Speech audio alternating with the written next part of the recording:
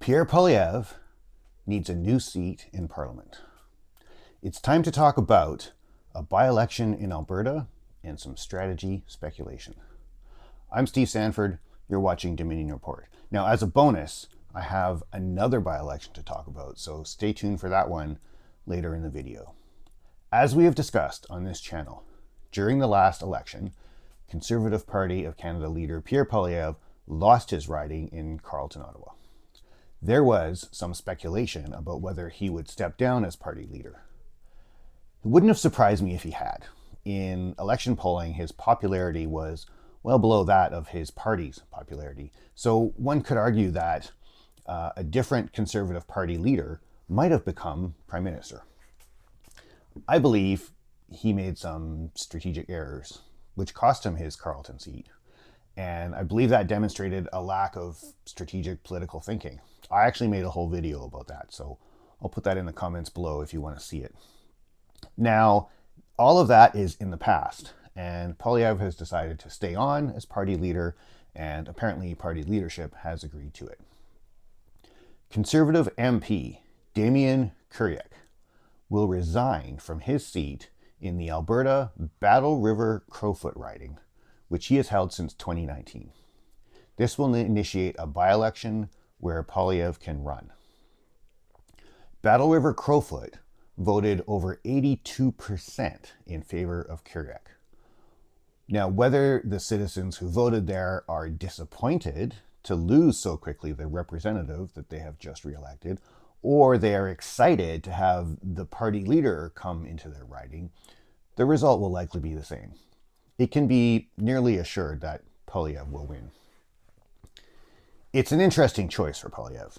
He previously held his Carleton-Ottawa riding for 21 years before losing it in the recent election.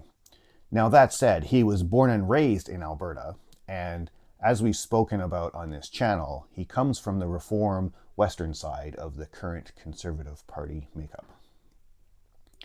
Importantly, this parachutes Poilievre into a safe Conservative riding.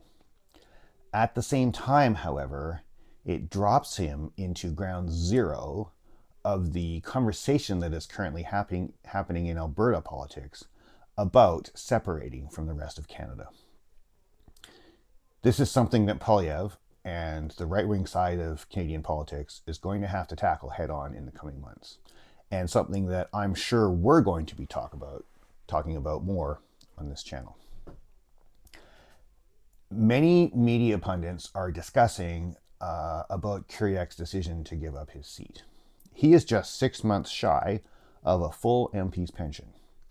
However, the timing here could be critical.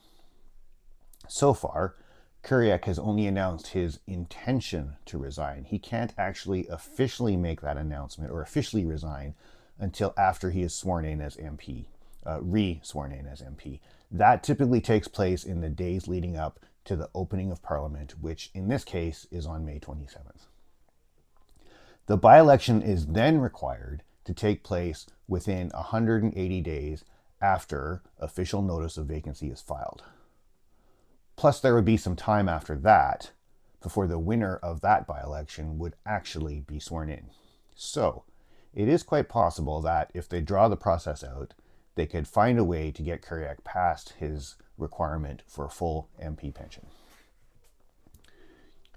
That would be probably sometime October or November of this year, depending on the exact day he was initially sworn in 2019.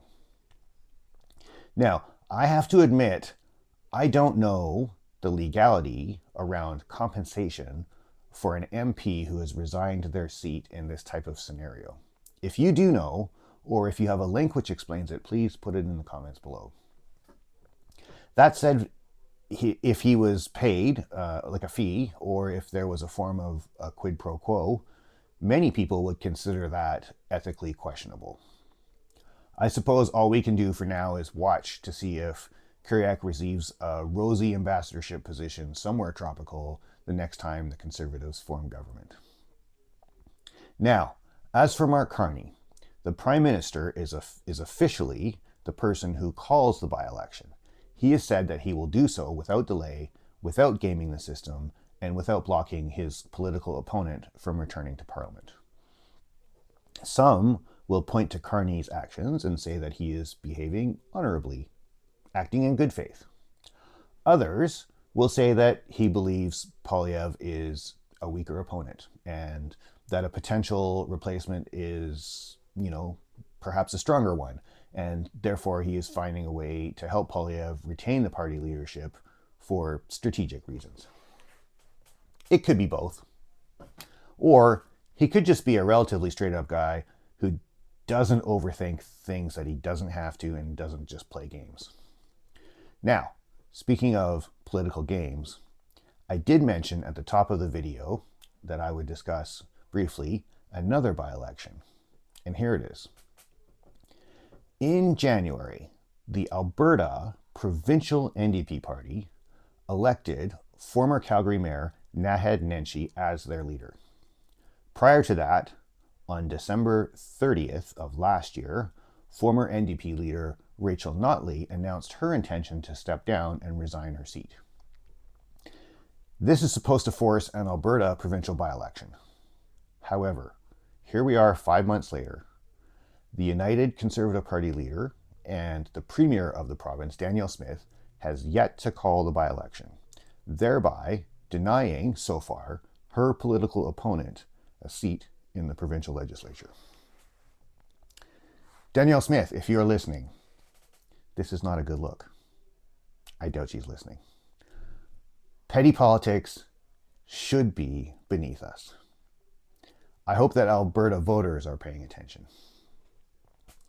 As mentioned, we'll be talking more about Danielle Smith, more about Alberta politics, and more about how Canadian politics and Alberta politics are about to collide. If you're actually still watching this video at this point, you probably also don't want to miss out on those videos in the coming days. So please go ahead and subscribe. The button will show up on your screen right somewhere about here. In the meantime, stay safe, stay strong, and elbows up.